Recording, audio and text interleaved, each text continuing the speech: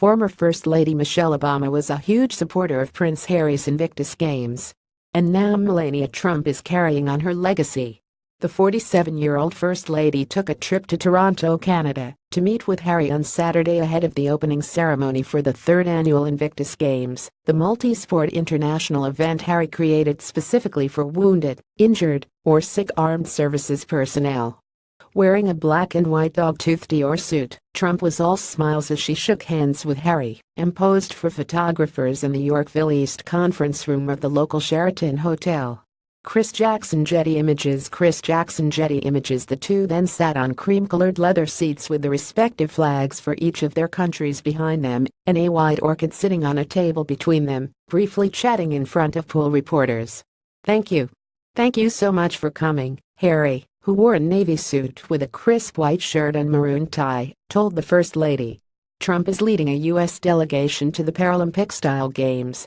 Her trip to the event is her first solo trip out of the country since her husband assumed the presidency in January.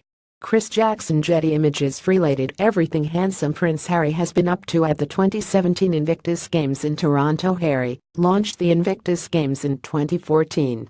The title comes from the Latin word invictus, meaning unconquered or undefeated. "These guys do not want sympathy," Harry told People exclusively in 2016. They view it as an opportunity to put on a show for all those people who have supported them. The games are similar to the U.S. Warrior Games, which was created in 2010 by the United States Department of Defense. Harry says he was inspired to create his own event after seeing a British team compete in the Warrior Games in 2013. Related video. Watch. Natasha Stoynoff breaks silence, accuses Donald Trump of sexual attack. The first Invictus Games took place at London's Queen Elizabeth Olympic Park in 2014, after just 10 months of planning. Several hundred competitors from over 13 countries took place, including U.S. military members. The second took place last year in Orlando, Florida, when the number of competitors grew to 500 from 15 countries across 10 sporting events, such as wheelchair basketball, swimming and indoor rowing. A fourth annual games are set for next year in Sydney, Australia.